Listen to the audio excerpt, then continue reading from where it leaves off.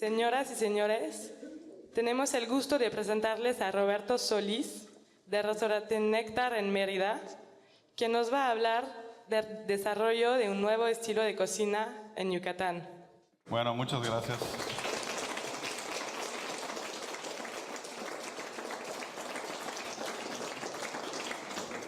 Bueno, muchas gracias por recibirme acá en Francia y gracias al Comité Mexicano por este gran evento que están organizando acá en Francia, y la verdad que sé que hay mucha gente involucrada atrás de esta organización. Et à tous ceux qui ont participé à cette organisation qu'on ne connaît pas toujours, et puis merci à tous ceux qui ont rendu possible notre présence ici. À vrai dire, je ne suis pas très bavard, mais je vais faire un petit effort aujourd'hui. Je vais commencer par vous dire que j'ai toujours admiré la cuisine française. Je suis venu quelques fois en France, malheureusement seulement à Paris, mais maintenant j'ai la possibilité d'aller à Arles. Et il y a un restaurant là-bas, en Camargue, et on trouve tous les ingrédients, tous les produits. C'est quelque chose qui m'a beaucoup intéressé. C'est quelque chose que je n'avais encore jamais vu en France. Mais en France, il n'y en a pas deux. Alors, moi, je viens d'une région qu'on appelle le Yucatan, qui est la péninsule sud du Mexique, d'une ville qui s'appelle Mérida. C'est une ville d'1 million d'habitants. Sur la côte, avec des eaux chaudes, un climat tropical. Nous descendons de la culture maya. Et nous sommes très attachés à nos racines.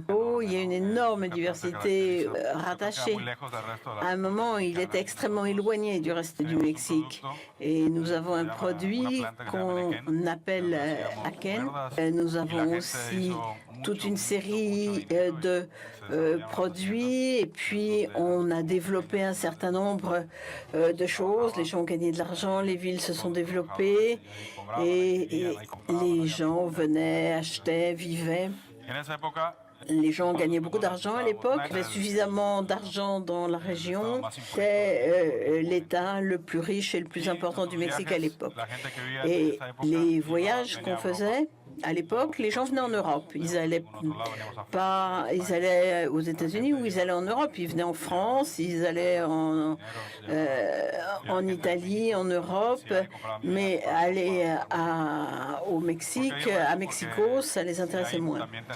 Donc c'est pour ça aussi que nous avons toute une série d'influences espagnoles et françaises. Beaucoup de Cuba également, beaucoup de gens allaient à Cuba. Et c'est pourquoi nous avons pas mal d'influences et un métissage. Et on ne peut pas dire que ce soit une cuisine maya, comme beaucoup de gens le disent. Je crois que c'est plus pour attirer les gens, dire que c'est quelque chose d'unique, c'est de la cuisine maya.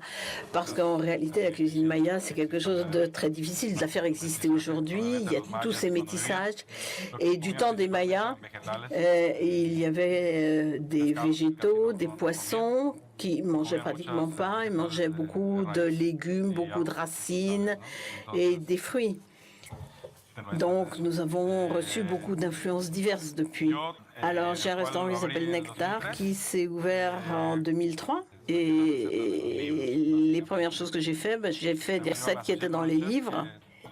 Et à ce moment-là, je me suis dit, bon, finalement, ça me plaît bien de cuisiner, je vais prendre ça un petit peu au sérieux. Et j'ai décidé de pouvoir venir en Europe, en Angleterre. Et en 2004, j'ai commencé à travailler là-bas. Et j'ai commencé, je ne connaissais rien, j'étais tout à fait impressionné par la technologie. Et dès les premiers jours, ils m'ont dit de faire un certain nombre de choses et de prendre la machine à vide. J'avais jamais vu une machine à vide, évidemment. Donc, je ne savais vraiment pas quoi en faire. Et donc, je me suis un petit peu cognée à la réalité, à tout un tas de choses que je ne connaissais pas du tout. Et puis, quand je suis retournée au Yucatan, j'ai essayé de mettre en œuvre ce que j'avais appris dans le restaurant. Alors, ça fait un petit peu des surprises pour les uns et les autres. Il suffit de s'imaginer que les gens, ça leur a pas forcément plu, en disant c'est quoi ça, que c'est produit tout à fait étrange, rien de traditionnel. En 2006, j'y suis resté 3 mois et j'ai appris la cuisine locale, utiliser les produits, comme Diego l'a dit tout à l'heure, ce qu'on trouve sur place, les produits régionaux. Et à mon retour, il s'est passé un petit peu la même chose. Et en fait, je suis vraiment passée d'un extrême à l'autre. Les gens venaient au restaurant, ils regardaient le menu en se disant... C'était un petit peu compliqué. Je me suis dit, bon, à quoi ça sert d'apprendre si au bout du compte, ce que je veux faire, ça ne plaît pas aux gens qui ne veulent pas manger. Donc, j'ai été un petit peu de pression pour dire que, bon, j'ai essayé de m'améliorer, d'apprendre, etc. Si au bout du compte, ce que je propose, les gens, ça ne les intéresse pas. Donc ensuite, on est passé un peu plus loin. J'ai essayé de me former comme cuisinier, prendre un certain nombre de choses, essayer d'imiter les gens avec qui j'avais appris. Et puis j'ai commencé à changer les choses au restaurant un petit peu, changer le menu et me revenir vers un certain style. Et puis petit à petit, j'ai amélioré les plats avec des choses que je servais déjà, d'autres que j'ai améliorées. Et peu à peu, j'ai profité, je suis allée à New York faire un stage. Et finalement, l'été à Mérida, c'est la basse saison, il n'y a pas grand monde, donc j'en ai profité pour fermer le restaurant. Et je suis partie 2 mois, 3 mois à faire des stages à différents endroits. Je suis allée au Japon, à Tokyo, la création d'un restaurant. Donc j'ai beaucoup appris sur le plan minimalisme de la culture de cette région. Et là, on avait déjà réussi à changer complètement les choses et faire de la cuisine locale. Et quand les gens venaient pour dîner, ils trouvaient quelque chose qui correspondait à la région, à l'endroit où ils se trouvaient. Donc, c'est un peu l'histoire de mon restaurant. Et il y a évidemment eu des moments assez difficiles pour gérer tout cela. Et il y a eu véritablement un petit peu de vache enragée au menu. Et maintenant, les choses vont un peu mieux. La cuisine qu'on fait au Yucatan contient pas mal d'acide. On utilise des piments. Et les gens ajoutent la quantité qu'ils veulent pour trouver le type d'acidité et de piquant qu'ils souhaitent. Et puis, il y a eu toute la question des cendres. Très clairement, sur ce que je connais du Yucatan, on a toujours utilisé les cendres. Là, je vous en montre. Voilà, ça, c'est une pâte brûlée, une pâte de piment grillé, brûlé. C'est un petit piment rouge, comme ça, grand comme ça. Et quand on va au marché à Mérida, et qu'on voit les gens, les indigènes qui ont ce genre de choses, on leur demande qu'est-ce que c'est, d'où ça vient, quel type de piment c'est. Ils vont répondre du piment du pays.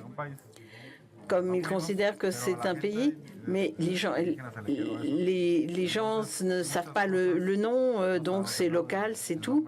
Donc il y a pour beaucoup de choses pour lesquelles ils n'ont pas le nom commun ou le nom scientifique. Ils vous disent, bon, c'est un produit du pays. Tout ce qui pousse là, c'est du pays. Donc c'est une pâte là qui est des cendres on le râpe, ça fait des cendres de ces piments. Et puis c'est une pâte qu'on écrase à la main sur la pierre. Maintenant, on utilise aussi des moyens plus modernes, mais ça, c'est un système traditionnel qu'on appelle du du pan sauce noire et en recado negro. Et on met la bête en entier, on la roule dans le bouillon, on met un peu de riz et puis on prend du riz qu'on roule dans un torchon, dans un système. On met un morceau de saindoux et puis on le fait tremper. Et puis quand ça a bien brûlé, quand c'est dans le noir, c'est bien noirci et on le sert sur une assiette noire. Je me dis, les gens, le noir, les cendres, etc. Pour moi, une assiette noire, un plat noir, quelque chose d'assez commun. Ici, on a une autre graine qui s'appelle natto, qui pousse sur un arbuste de cette taille. Le fruit, c'est une coquille avec des piquants et quand on l'ouvre, on a ces graines qu'on fait dans une pâte qu'on appelle atiope et qu'on mélange avec d'autres épices, mais celle-là, elle est rouge. Et ça permet de faire un ragoût très, très bon, très délicieux. On utilise de l'orange amer. Chez nous, c'est le seul endroit au Mexique, au Yucatan, qu'on a ces oranges amères qu'on utilise pour ça. Donc, on les dilue dans la pâte et on les met dans un moule. Et puis, on les met dans un four dans la terre, et on fait cuire sous terre. Ensuite, on le sort, on ouvre la viande, les tacos, on met de la semoule moulue et puis un petit peu d'orange amère. Voilà, ça fait une combinaison de produits assez spécifique. Et puis, la base de notre alimentation, c'est le maïs au Mexique. Donc, on en utilise aussi beaucoup. Là, de l'origan, la marjolaine, tout à fait normal. Ce que nous allons faire trois recettes. Deux qui sont entièrement noirs et un avec deux nuances, deux couleurs. Donc on va commencer par le premier. Je vais prendre un oignon blanc. Voilà. Ici, j'ai un tempura que j'ai fait avec de la farine de maïs et de la farine de blé. Et j'ai ajouté cette pâte noire. Donc ce que je vais faire, je vais tremper l'oignon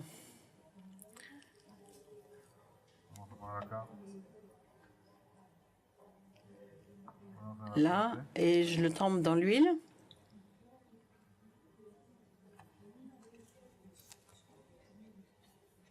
Pas mal dans notre restaurant.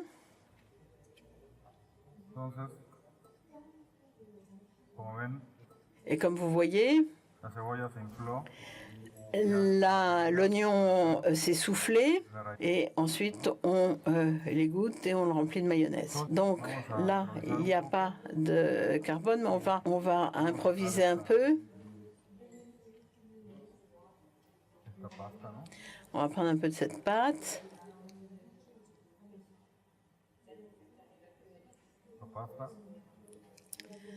Voilà la pâte.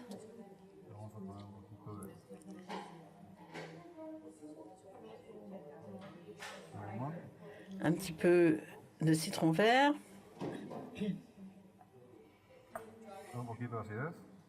Pour mettre un peu d'acidité.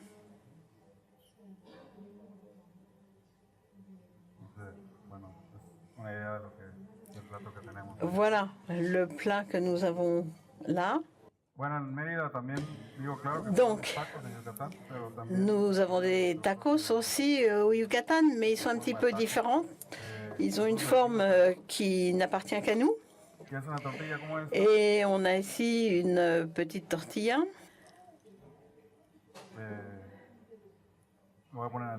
Et c'est pareil, on la met à frire.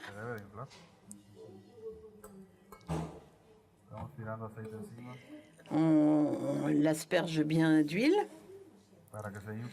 pour qu'elle gonfle.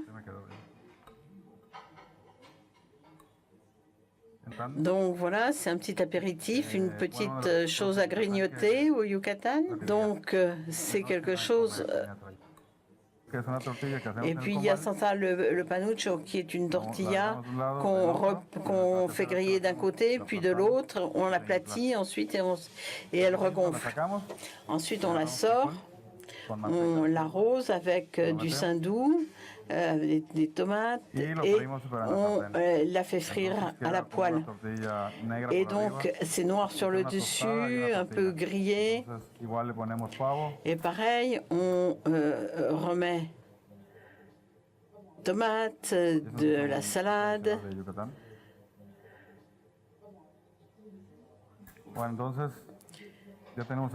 Et on a aussi cette gaufre, pour faire un salbout végétarien.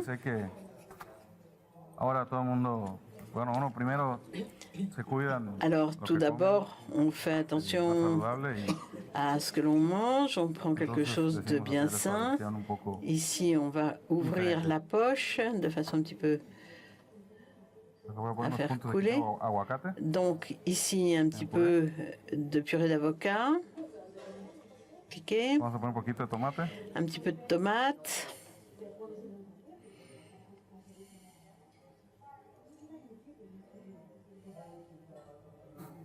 Et puis un petit peu d'oignon.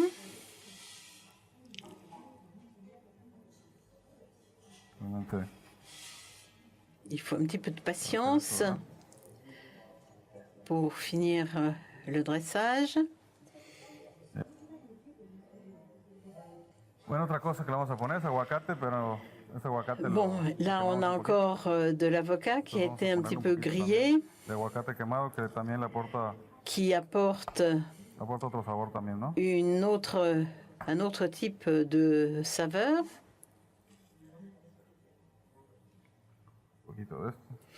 Voilà, quelques tronçons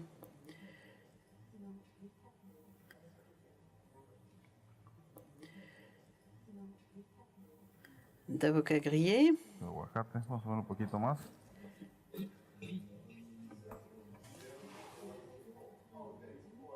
Voilà. Et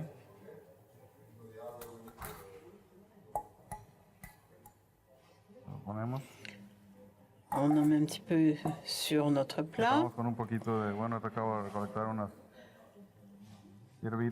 Un petit peu d'herbe par-dessus pour que ce soit joli. C'est très joli, c'est très bon et ça va très bien avec ce plat.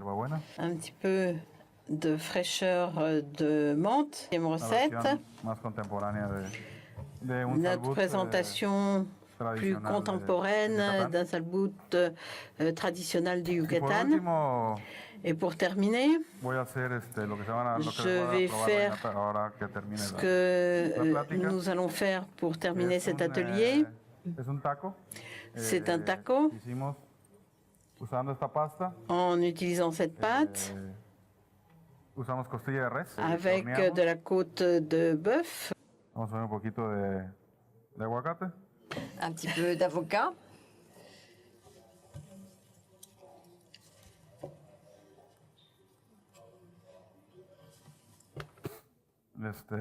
Poquito de cilantro. Está más grande el cilantro que el. On va rajouter la coriandre sur le tacos. ¿No? Oui, c'est joli. Como dicen acá, voilà, ¿no? Cela permet de terminer le plat. A esto me faltó nada más de lo Voilà, c'est le genre de plat que nous préparons au Yucatan. Donc, ce sont des plats de cuisine contemporaine. Ce sont des plats très goûteux. La cuisine du Yucatec est une cuisine très savoureuse. Nous mangeons beaucoup de porc.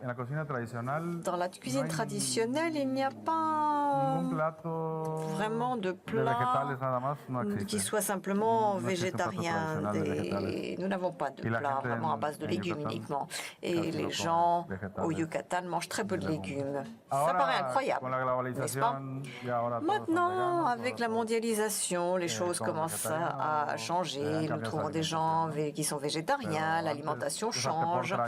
Mais traditionnellement, dans l'histoire, on mangeait très rarement des légumes.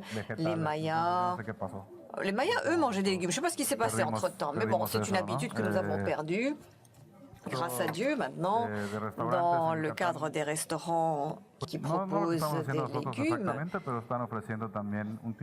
ne font pas exactement peut-être la même chose que nous, mais proposent également une cuisine contemporaine, une cuisine d'avant-garde. Et nous avons réellement commencé à faire ce genre de cuisine. Nous étions les premiers d'ailleurs à lancer ce type de cuisine qui est un grand changement par rapport à la cuisine traditionnelle du Yucatan qui était déjà très connue. Et nous avons osé cette évolution en 2006. Et nous avons parcouru un chemin assez long depuis, mais nous n'en sommes pas encore arrivés au point où tout le monde adhère. Nous sommes une petite ville au Mexique, mais nous n'avavons pas pu encore offrir ce que nous voulons réellement faire et gagner de l'argent. Nous ne sommes pas encore arrivés à atteindre cet équilibre. Il faut toujours que l'on compte plats plus courants, plus simples. Et nous devons proposer des dégustations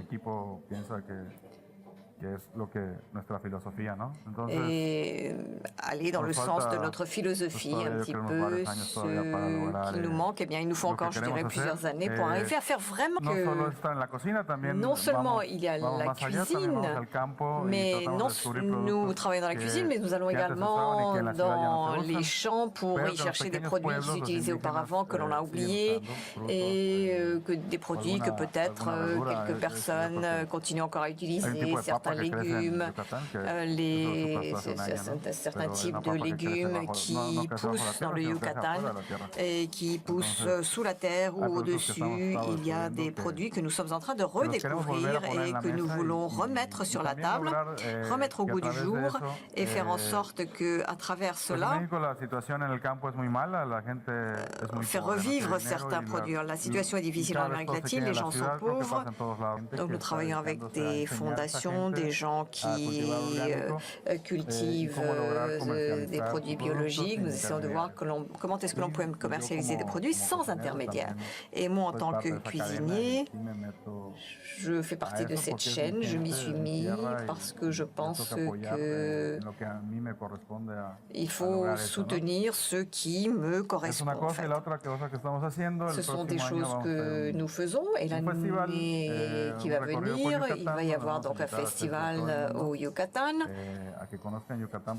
Pour ceux d'entre vous qui veulent connaître le Yucatan, c'est un festival qui va durer une semaine et il y a des gens qui vont venir du monde entier. C'est un festival qui s'appelle Joven, qui est extrêmement lié au Yucatan, à la culture du... C'est également... Et c'est également une chose qui m'intéresse et qui me permet de faire quelque chose pour la région. Et c'est en train de brûler. Bien, en tant que cuisinier, je peux également apporter quelque chose à mon pays et à ma région. Et je pense que sans l'aide du gouvernement, du secrétariat au tourisme, cela ne serait pas possible. Et aujourd'hui, par exemple, c'est ce qui m'a permis d'être là aujourd'hui parmi vous et de m'exprimer devant vous. C'est grâce à l'aide de l'Office du tourisme du Mexique et nous sommes très heureux d'avoir et de bénéficier de leur appui.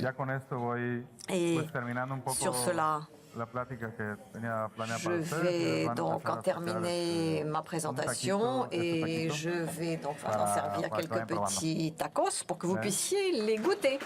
D'accord?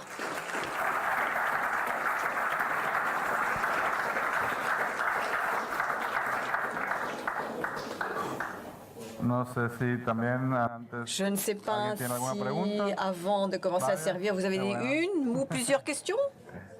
J'aurais une question. La pasta de ceniza. La pâte de cendre, vous la faites comment? C'est un piment de la région, bien entendu, un sec que l'on fait brûler, que l'on carbonise en quelque sorte. On ajoute de l'ail, du piment, du laurier, et nous faisons tout brûler, tout carboniser, et on le fait sur une pierre, de la manière traditionnelle. Et d'autres questions? Signifie quoi pour vous? ¿Qué significa el nombre de mi restaurante? Oui, le nom, Nectar. Sí, así ya ves, ya hasta francés ya estoy. Que signifie le nom de ce restaurant? Est-ce que c'est nom français? C'est un mot français pour vous? Creo que entiendo un poco ahora. Je crois que je comprends un peu ce qui se dit. J'aime les papillons. Y bueno, la palabra néctar es lo más. Et le mot nectar est un mot riche, ce qu'il y a de plus riche, le nectar d'orange, le nectar des fleurs. Por ahí viene el nombre. Voilà, c'est de là que ça vient. Tout simplement. Merci. Question inaudible pour les interprètes. Réponse, c'est difficile. Hacer algo nuevo. Ouvrir une nouvelle voie, faire quelque chose de nouveau, c'est toujours quelque chose de difficile dans une ville aussi petite que la nôtre et aussi traditionnaliste. Mais je crois que le plus difficile, c'est la frustration que l'on connaît en tant que cuisinier, quelqu'un qui est passionné par ce qu'il fait.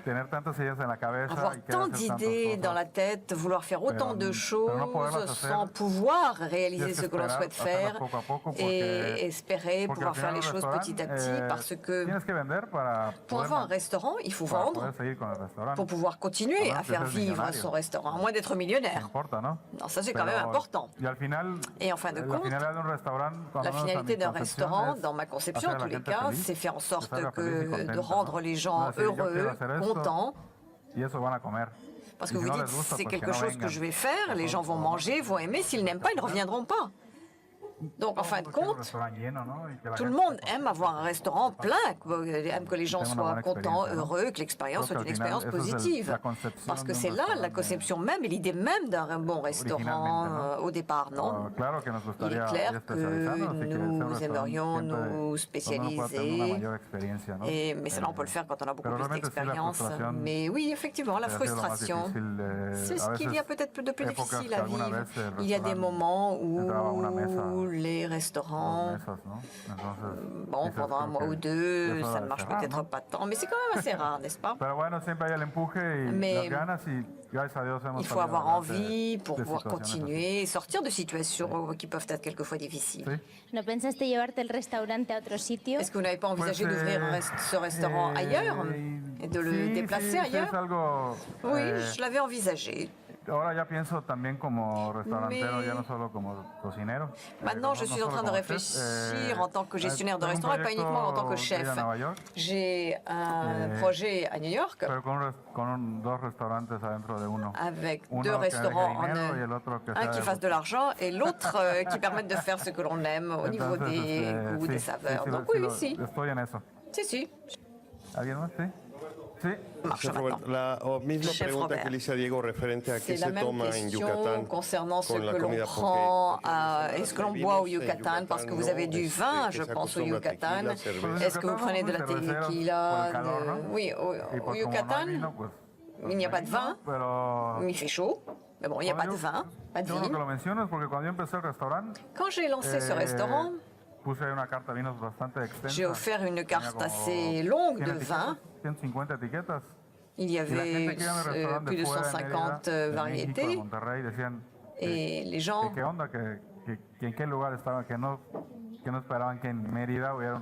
qui venaient de Mexico se posaient des questions. Ana, ya ha habido una cultura mayor de vino. Cuando antes ibas a un restaurante, cuando yo abrí, y había 6 etiquetas de vino de... Quand on entre dans un restaurant, il n'y a que 6 propositions, 6 vins qui sont proposés et qui sont des petits vins. Realmente el vino no era un tema importante como lo es ahora, ¿no? Bon, ce n'est peut-être pas quelque chose d'assez agréable. Autrefois, le vin n'était peut-être pas aussi important que maintenant. Maintenant, dans tout le pays, on a tendance à boire du vin et en général, nous proposons des bières, nous buvons de la bière, des vins légers, peut-être pas vraiment du vin rouge, mais dans la région où je vis, les gens qui boivent du vin rouge, peu importe ce qu'ils mangent. C'est ce qui rend l'expérience quelque peu difficile. Et là, c'est un des thèmes sur lesquels nous essayons de travailler également. Ça a révolutionné la cuisine. Et grâce à Dieu, grâce à vous, le tourisme s'est développé. Question inaudible pour l'interprète.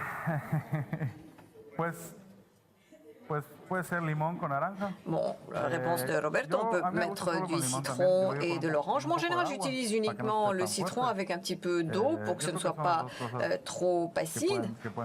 Je pense que c'est des choses qui peuvent servir. Non, moi, j'avoue que mélanger à de l'orange, j'aime pas trop. J'aime mieux que ce soit quelque chose de naturel. Donc, j'aime mieux diluer le citron avec un petit peu d'eau. Oui, et peut-être des bananes aussi. Je pense qu'on en trouve ici d'ailleurs. Bien. Est-ce que vous avez d'autres questions encore? Je n'ai pas suivi, je ne sais pas comment est-ce que vous avez préparé cette sauce. J'ai même taché ma robe. Non, ne vous inquiétez pas, pas de problème, ça part. Donc nous faisons un fond de volaille. Nous diluons la pâte dans ce fond de volaille. Nous préparons ensuite de la viande que nous mettons dans une casserole. On verse donc ce poulet noir. Nous couvrons le tout et nous enfournons cela dans un four pendant 6 heures. Et ensuite, nous prenons un tamis ou un chinois. Nous filtrons le liquide. On le réduit. Oui, oui. Merci, Roberto. Merci.